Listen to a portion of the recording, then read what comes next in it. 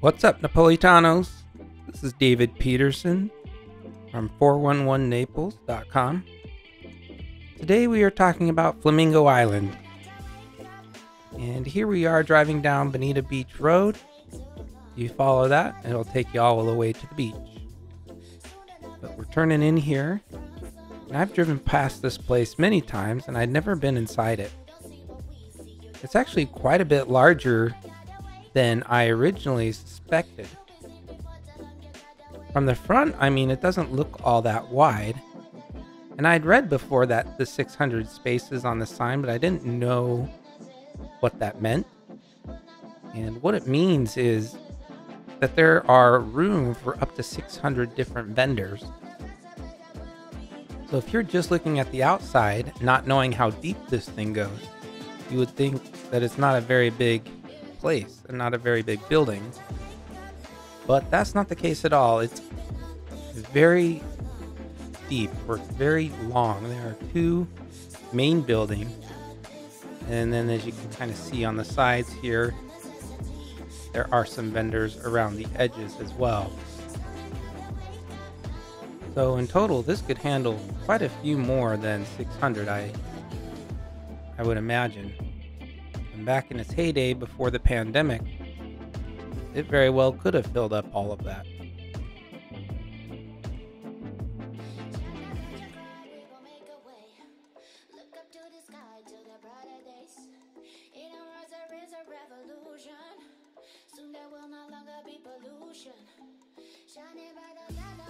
There's a little section with lawn ornaments.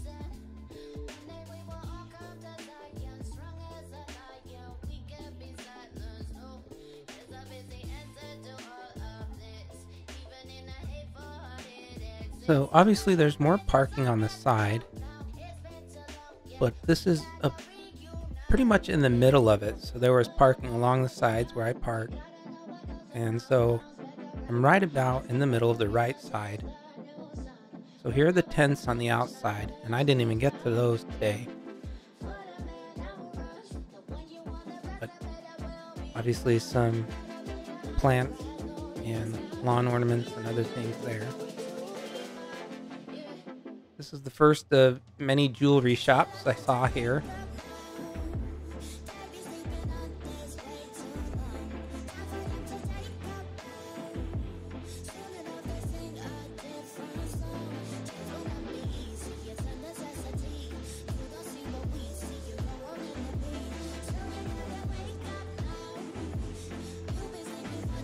You can see it clearly catered towards tourists, but we have a lot of tourists here, so that makes a lot of sense.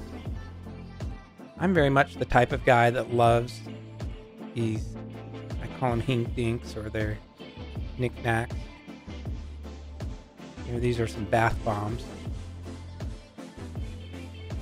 My wife loves those things, but I don't think she particularly likes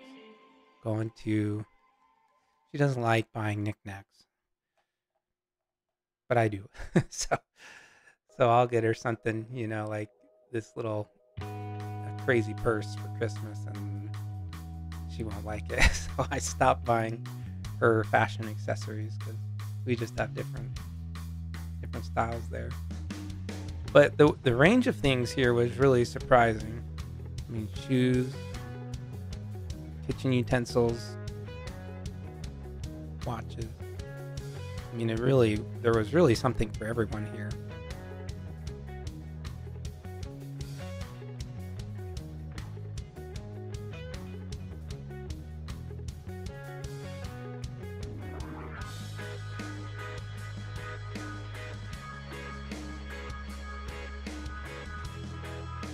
There were quite a few of these diamond and jewelry stores. So if you were looking for jewelry, it would be a place to check out.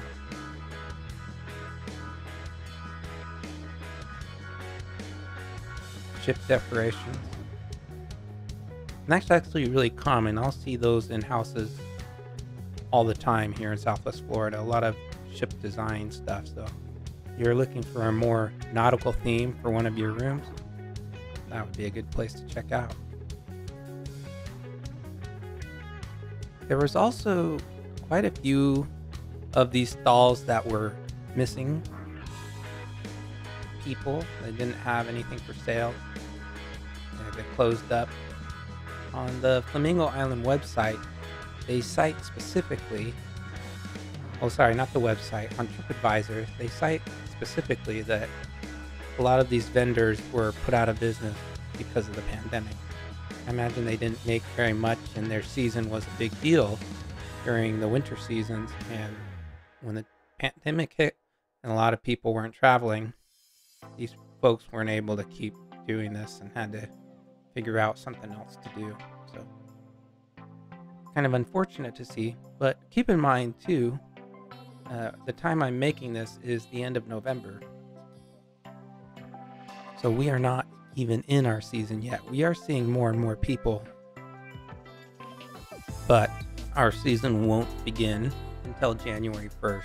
So it's usually New Year's Day to Easter, and that's when we have the bulk majority of our temporary residents come down. I'm going to fast forward a little bit through this section. There weren't a whole lot outside of the books here, but this next section he asked me to leave the audio in as is. So here you go. Well, very cool. And then you got the turtles underneath. And then I did the glass. Blow dry that. Okay. Right there's a rhino from Madagascar. See the beetle with the hole? Oh yeah. Get in on that. Get in on that. Yeah. Yes, sir. Where are you from? I'm from here. Oh, nice. Yeah. I That's do real even more estate. better. Yeah, that's more You better. didn't have your slippers on, so I couldn't. Well, yeah, You know what I'm saying? I'm doing some walking today, so. Yeah, I hear you. And then I just finished this one right here. This is a 1990s end table made out of wood, and it folds. Oh, very nice. Yes, sir. Well, very cool. Thanks for letting me drop by the shop. Dude, anytime you're on video, you come by, all right? You got it. All right, bud. Thanks. So that guy was pretty cool. And there was another guy over there, but I think I lost the footage of him. But there were two vendors in there that were really open and friendly to chat. I think that's a great idea. I've had some vendors in the past tell me that they don't want to be on camera. And I always tell them, sure, no problem. You know, I don't want to make anyone uncomfortable. I'm just trying to share with you guys what it's like to come down here.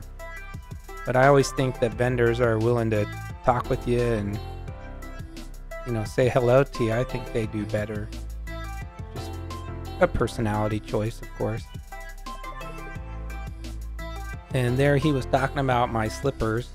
So it is true. Most Floridians will wear some sort of flip-flops. Another really popular style of shoe here are penny loafers.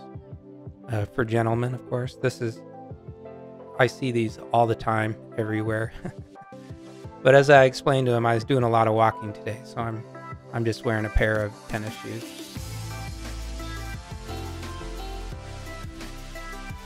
But if you want to see a video on the styles of Southwest Florida, maybe I'll do that sometime. A lot of folks do wear what you're seeing there, which was shorts, t-shirt, and some tennis shoes. It's a common style, but I think a lot of the residents here dress up a little bit nicer than that. They do have shorts, so it's a little more casual, and it is hotter here. I mean, you have to take that into account.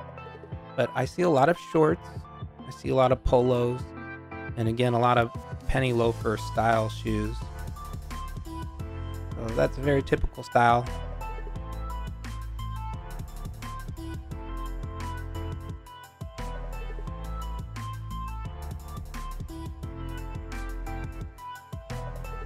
We do see quite a bit of Trump memorabilia here.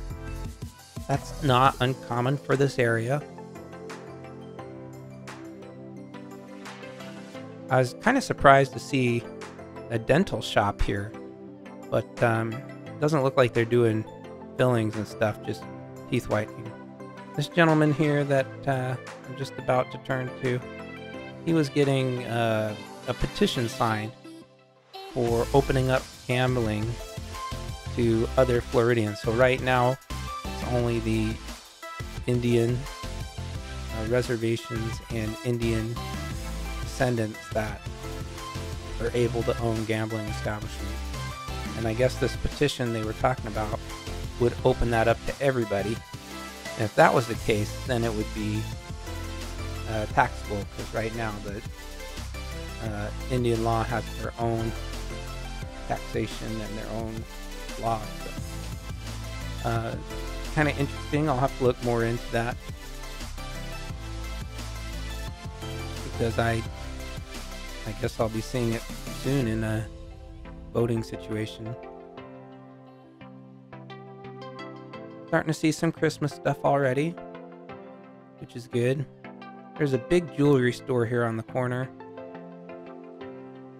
Some scooters. Up ahead, this is a pretty famous taco shop and very highly reviewed. It's pretty unassuming, it just says tacos there. There you can see Royal Scoop, which is my beloved ice cream shop. A couple other places to eat.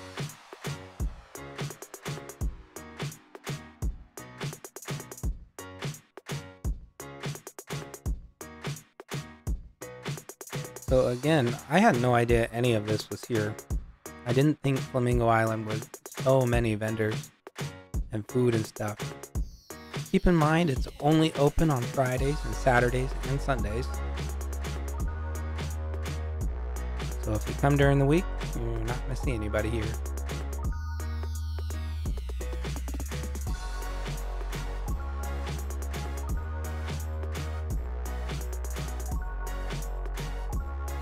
That's the second wig vendor I've seen here, so apparently more demand for wigs than I would have previously thought.